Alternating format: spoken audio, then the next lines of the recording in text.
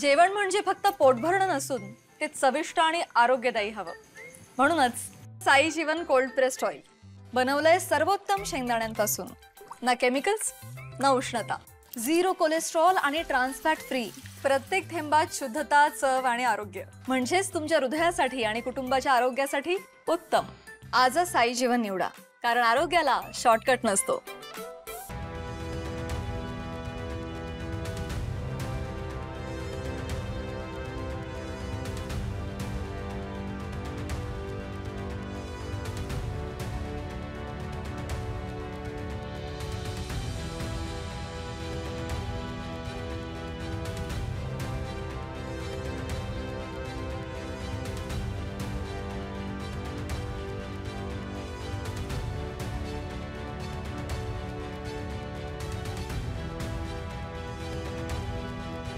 हे बघा, हे डांबर आत्ताच याचं निघत आहे।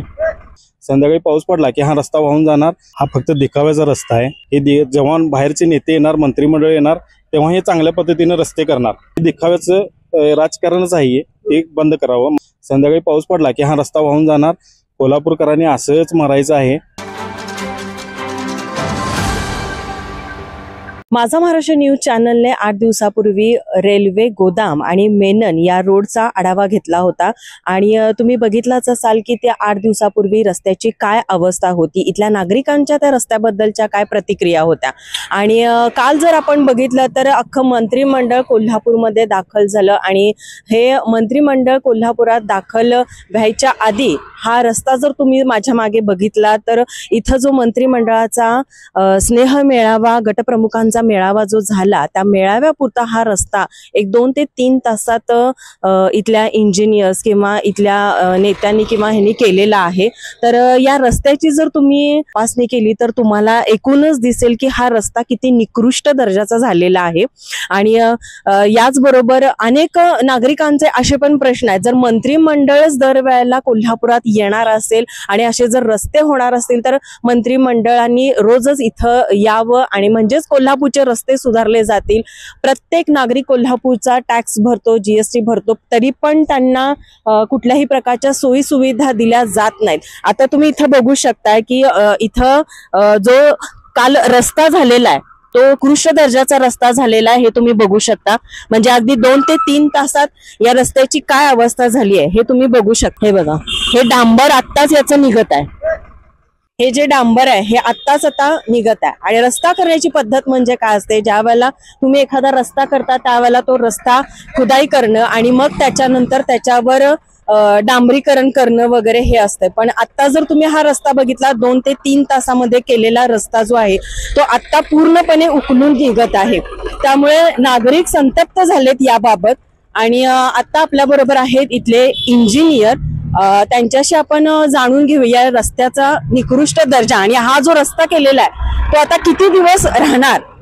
नमस्कार सर। नमस्ते। आपलं नाव? माझं नाव अमित कांबळे। तर हा आता आपलं मंत्रिमंडळ काल कोल्हापुरात दाखल झालं, इथं गटप्रमुखांचा मेळावा झाला, त्याच्यापुरता हा तात्पुरता रस्ता करून घेतलेला आहे। पण हा रस्त्याचा कालावधी काय असणार आहे? काय नाही मॅडम, ह्याला कालावधी वगैरे काही नाही आहे। हा फक्त दिखाव्याचा रस्ता आहे। आता तुम्ही टेक्निकल जर मला विचारलं तर ह्याला 4 कोटीमध्ये रस्ता करायला पाहिजे। आता तुम्ही जुना रस्ता, आता मी बघत होतो तुमचं न्यूज, तुम्ही आता जुना रस्ता इथे दाखवला, ते बघा, तुमची ह्याची लेवल आणि त्याच्या लेवलमध्ये तुम्हाला फरक दिसेल। ह्याला पहिला खरडून घेऊन त्यानंतर मोठी खडीकरण करून, म्हणजे मी सोप्या भाषेत सांगतोय, टेक्निकल भाषेत नाही, खडी करून मोठी खडी टाकायला पाहिजे, त्यावरती रोलिंग करायला पाहिजे, त्यानंतर डांबरीकरण करायला पाहिजे, त्याच्यावरती रोलिंग करायला पाहिजे, मग तो पक्का रस्ता होणार। असा 1-2 दिवसात रस्ता करून होत नाही। हा दिखाव्याचा रस्ता आहे, ह्याला टेक्निकल कुठलाही बेस नाही आहे। हा आता पावसाचं वातावरण झालं, संध्याकाळी पाऊस पडला की हा रस्ता वाहून जाणार। कोल्हापूरकरांनी असंच मरायचं आहे। हे जेव्हा बाहेरचे नेते येणार, मंत्रिमंडळ येणार, तेव्हा हे चांगल्या पद्धतीने रस्ते करणार। याचा काही उपयोग होणार नाही आहे। आणि इतका लोकांना त्रास आहे, याचा भयानक त्रास आहे। आजपर्यंत कितीतरी ऍक्सिडेंट झालेत, रोडमध्ये लोक मरतायत, काय करतायत, ह्याचा कुणालाही काही घेणं देणं नाही। आता दिखाव्याचा रस्ता, ह्याला पैसे खर्च केलेच असतील ना काहीतरी, नगरपालिकेचा फंड ह्याला गेलाय, तेच तुम्ही चांगलं करा ना, द्या ना, तुम्ही चांगलं द्या ना, द्या, काय हरकत आहे। तुम्ही दाखवायसाठी पैसे खर्च केलेच ना, तर हेच जर टेक्निकली चांगलं केलं असतं तर ह्याचा फायदा आमच्यासारख्या लोकांना झाला असता, लोकांना काहीतरी चांगल्या सुविधा मिळाल्या असत्या। हे दिखाव्याचं राजकारणच आहे। ते बंद करावं. महानगरपालिकेच्या अधिकाऱ्यांनी सुद्धा आता हे बंद करावं असं माझं कळकळीची विनंती आहे. आता मंत्रिमंडळ ज्या वेळेला या रस्त्यावरून आलं त्यावेळेला त्यांना या रस्त्याचा दर्जा कळाला नाही का? किंवा तुम्ही बघू शकता की अगदी जेवढं जिथं त्यांचा मेळावा झाला तेवढ्याच लोकेशन पुरता हा रस्ता झालेला आहे, बाकीचा रस्ता नाहीये. आणि तिकडे जर तुम्ही बघितला त्या लोकेशन मध्ये तर अगदी एखाद्या कापडाला असे ठिगं जोडत नाहीत का अशा पद्धतीनं तो रस्ता केलेला आहे. मग हे मंत्रिमंडळाला दिसलं नाही का? पण आता तुम्ही जे म्हटलं की नाही ठिगळं जोडलेली आहे ती काय केली तात्पुरतं पॅचवर्क म्हणायचं त्याला. महानगरपालिकेच्या लोकांना ते ट्रॅक्टर मध्ये खडी टाकून डांबर एक डंप बॅरेलवर घेतात आणि ते दाखवायसाठी जिथं जिथं हे तिथं पॅचवर्क करायचं. की येताना त्यांना कळत नसेल का? त्यांना सुद्धा कळतंय, सगळं कळतंय, पण ते पण त्यांच्या खालच्या नेत्यांना कार्यकर्त्यांना ह्यांना सांगा इथं इथं एवढं एवढं करून घ्या, लोक येणार एवढंच, बाकी काही नाही. म्हणजे तात्पुरतं दिखाव्याचं काम. याचा काही अर्थ नाही. पैसे खर्च व्हायचे तसे होतात. नागरिकांचे सामान्य नागरिकांचे पैसे आहेत ते असेच वेस्ट जातात. ते दिखाव्यापुरतं करायचं. आता हे करायचंच होतं तर चांगलं एक 15 दिवस आधी केलं असतं तर नागरिकांना याचा फायदा झाला असता ना. आता तुम्ही दाखवलं ते निघा लागले. आता ह्या मोठ्या गाड्या गेल्या की इथं हे सगळे आता इकडच्या बाजूला बघितलं तर रेल्वे ट्रॅक आहे, इकडच्या बाजूला मेननची कंपनी आहे. म्हणजे हेवी अवजड वाहन याच्यावरनं जाणार. हे तर मग आता तुम्ही जे दाखवलं की नाही आता काढलं हे दोन्ही मधला फरक झाला. हे खचलंय, अवजड वाहन जाऊनच खचलेलं आहे आणि खचल्यामुळेच त्याचे पापुद्रे निघाले टाईप निघाले.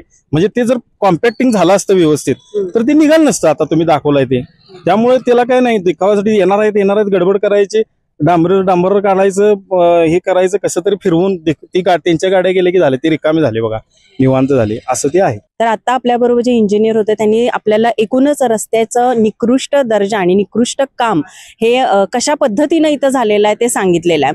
तर महानगरपालिकेनं जो हा रस्ता केलेला आहे तो रस्ता जर त्यांनी चांगल्या पद्धतीनं केला असता तर एकूणच इथल्या नागरिकांना म्हणजे इतके वर्ष ते 5-6 वर्ष ज्या रस्त्यासाठी झटत आहेत आणि लढत आहे तो रस्ता कुठेतरी त्यांना चांगला बघायला मिळाला असता, सोयीस्कर झाला असतं नागरिकांसाठी. अवजड वाहनांमुळे जे रस्ता जो केलेला आहे तर आत्ताच सगळा उकलून वरती आलेला आहे. तर हा रस्ता जो आहे तो एकदम निकृष्ट दर्जाचा झाल्यामुळे नागरिकांच्या अतिशय तीव्र भावना इथून उमटत आहेत.